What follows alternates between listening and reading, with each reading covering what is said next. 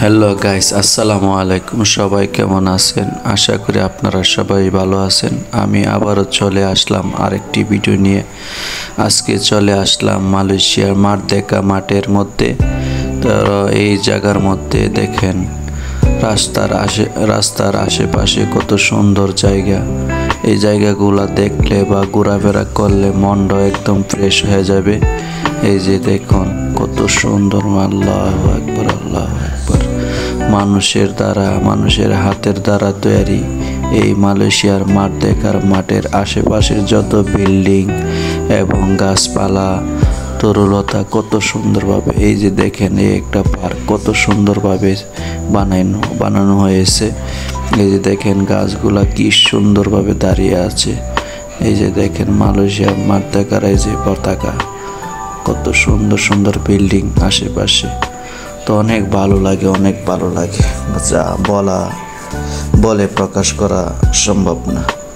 তো আশা করি আপনারা বাস্তবে আসলে আরও সুন্দর সুন্দর দেখতে পারবেন, কিন্তু আমার ভিডিওর মাধ্যমে তো সব কিছু তুলে সম্ভব না, তাই যতটুকু পারছি ততটুকু করছি ভিডিও। এই যে দেখুন কত সুন্দর, মাশাআল্লাহ মাশাআল্লাহ। আর রাস্তাঘাট কত পরিষ্কার। এখানের মধ্যে বিভিন্ন দেশের মানুষ এখানে আসে, ভিডিও করে, কত রকমের কাম করে। এই যে দেখেন পতাকাগুলা কিভাবে পথ করে উঠতেছে, মালয়েশিয়ার পতাকাগুলা। এই যে দেখুন, তো আমরা প্রায় এখানে আসি, ছুটি পাইলেই চলে আসি এখানে। তো আমার কাছে খুব ভালো লাগে ঘুরতে ফিরতে, কিন্তু কাজের জন্য ঘুরতে পারি না। আর যেদিনই ছুটি পাই চেষ্টা করি রুম থেকে বাইর হয়ে কিছু দেখার জন্য, কিছু ঘোরার জন্য।